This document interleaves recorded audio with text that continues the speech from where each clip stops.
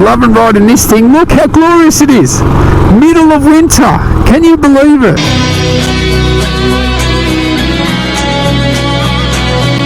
I want to talk today about why the Classic 500. Why did I buy this, and why do I think it's one of the best motorcycles ever?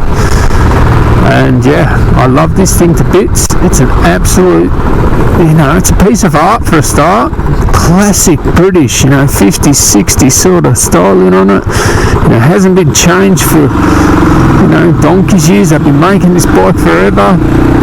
It's sort of a sad day when they stop producing it. And yes, they do have the Classic 350, and I've got nothing bad to say about the Classic 350. That's an awesome bike too, and actually it's quite smoother than this. It doesn't have as much character than this. It's quite a lot smoother, should I say. Not quite smoother. But anyway, this thing here, why did I choose this? Well, originally I wanted to get, say, a classic bike, a vintage bike, and I had a look into that, and some of the good vintage bikes that were supposed to be mechanically A1, etc., very expensive. And look, are you really going to trust something from the 60s and 70s? I mean, you might get lucky. How are you going to get parts for it? I mean, they look the real deal. But here's the thing. This is like going into a time machine. This is like buying a bike from the 50s, 60s, 70s. But with a little bit of modern comforts on it. Like, well, not modern comforts, but just a bit of modern modernity to it. Like ABS, fuel injection. Like, I wouldn't care if it had a carburetor. That would be nice too. But they moved on. They went to the UCE engine. They brought it up to spec for emission standards. That's why they changed it. There was no other reason why they changed it. And yeah, that's about it. They put ABS, they put the disc or whatever, brought it up to emission standards, and it's basically the same bike from the 60s and 70s. The same mechanical warrior, the same iron horse, and you just ride this thing and it feels like a bike from the 60s and 70s, and that's what I love about it. It's just purely mechanical, no rider aids apart from the ABS, which, hey, we want ABS, we want to be safe, right? And yeah, that's it. It's just a pure visceral experience riding this thing. It sounds amazing, it feels amazing. It can get vibrating if you rev it right out, like, oh, that feels nice though. But I keep it in its torque range. I don't rev it out, so vibrations are not really an issue for me. It's actually a bit of a dart, mate. It actually handles all right. It goes, tips in, it tips out really nicely. To use a phrase from that the old all-year motorcyclist uses, the splendiferous man. I love his channel. But if you're thinking of getting one of these, I would say definitely pull the trigger and get one. Like, seriously, you will not regret it. It is one of the best things. Now, of course, you're probably going to have to get a second-hand one. I don't think there'll be too many new ones around.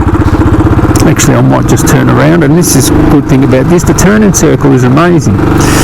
So, basically, you can think of this as you bought a bike from the 60s, but it's brand new, and it's got, the modern conveniences of ABS and fuel injection, etc. So that is why I bought it. Now, if you're going to think, what should I buy? The Classic 500 second hand or a Classic 350? I've got nothing bad to say about the Classic 350, but Stuart Filligan released a video, didn't he? Basically saying, there was no difference in the engine, etc. It's like, that was just misinformation, that video. Now, we all make mistakes, we all put up mistakes. He got the weight wrong, he got how much it could carry wrong, he got the power wrong, he got everything wrong in that video. Now, everybody makes mistakes. The thing is, I've got a YouTube channel, 55,000 subscribers, not this one, Telio Tech, if you want to have a look at it. If I make a mistake, a bad mistake like that, I would take that down, that video. That is just misinformation, that video. Or if I make a mistake, like a small mistake, I'll at least leave in the comments saying, I made this small mistake, a little correction there, right? But that was a big mistake, because this whole premise of weight and power and the engine being the same was completely wrong. Absolutely, completely wrong. There is a difference between the Classic 500 and the 350, alright? I think it's like something like 30%, 35% more power with the Classic 500. Now, of course, if you're talking about the new 350, the new 350 is smoother, definitely much smoother bike, but it's down on power like around that 35% mark, right? And you just have to go search on YouTube Classic 350 versus Classic 500 drag races. There's these guys in India that they drag race all these bikes. They, put a 350 against a 125 and a 350 versus a 500, Classic 500. And you'll see that the Classic 500 easily pulls away from the Classic 350. Now, I've got nothing bad to say about that Classic 350. It's an awesome bike. I hate when people say, oh, it's a great bike for beginners. No, that could be an end destination. If you just want a bike to just cruise around on that looks like, it's been in a time machine, that Classic 350 is an awesome machine. It is amazing. But if you want something a bit more true to the 60s and 70s, a bit rougher, yes, the Classic 500 is a bit rougher, but it does have more character. And it's more true to what it is. Now, the Classic 350 is very true to what they had out there. The Classic 350 of the 50s, 60s, 70s, whatever. It's very true to that as well, but there's no doubt that is a modern motorcycle, how smooth it is and how refined it is. Like, if you ever ridden those bikes from the 50s and 60s, you'll know they're, a little bit rough around the edges. Dare I say agricultural, but, the Classic 500s and 350s of that era, they were all pretty agricultural. And that's what we love about it, this tractor pull of this amazing machine. And that's what I love about it. It just pulls all day. It's great going up hills. It looks the part. Like, I've got an Aprilia Tuono 660. Do you think anyone's looking at me when I'm on that bike? That bike is a dime a dozen. It just looks like a sports bike. It is an amazing bike, can I say? Like, it really is. But everywhere I go, I see people looking at this bike when I'm just riding. I go past and they're looking at this bike. They're admiring it. People come up to me and say, oh, is this from the 60s or whatever? And, that doesn't happen with, like, a sports bike like an Aprilia. It's a beautiful Italian bike, right? It is amazing, that bike. But no one cares.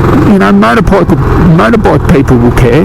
They'll come up to you and say, oh, how gross is that Tuono? It rhymes with porno. Remember, the best thing about the Aprilia Tuono is it rhymes with porno.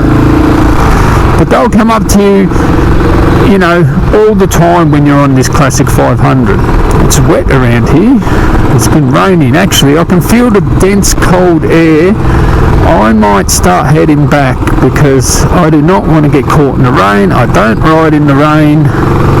Not because I'm scared of the rain. I just don't want to. This bike is beautiful. It is a keeper. I'm going to keep this thing forever. My son might use it when he's 18 or something like that. I'll never sell this bike. It is the one keeper, and it is probably the best bike. The best bike, I've ever owned. What's best, you can say it's the best because it's worth keeping, right? Maybe a sports bike will come and go. Maybe we'll have a better one next year with this feature and that feature, but who cares? The thing about this bike, the Classic 500, is when they kept on bringing out new models, no one thought, oh, are they going to add this, are they going to add that? No.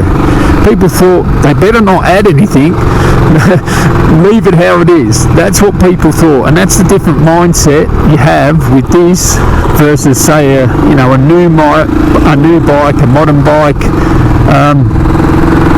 you know, with those things you're always thinking, oh, what's the new feature and all this. No one's thinking what's the new feature when it comes to these bikes. They're thinking they better not have changed anything, and that's the big difference right there. So anyway guys, how did the mic go? I'm loving riding this thing. Look how glorious it is. Middle of winter. Can you believe it? That's one good thing about in Australia. I mean, we do get cold days. I don't want to mislead you there, but this is the middle of winter. I think it's like 15 degrees. 15 degrees in the middle of winter. Yeah. So anyway, I've actually heard some people from the UK that had like 31 degrees. Oh my God! That must be roasting there in the UK. So just going to turn this video off now. I hope you enjoyed it. More to come. I'll catch you in the next one. Tally ho. Woof.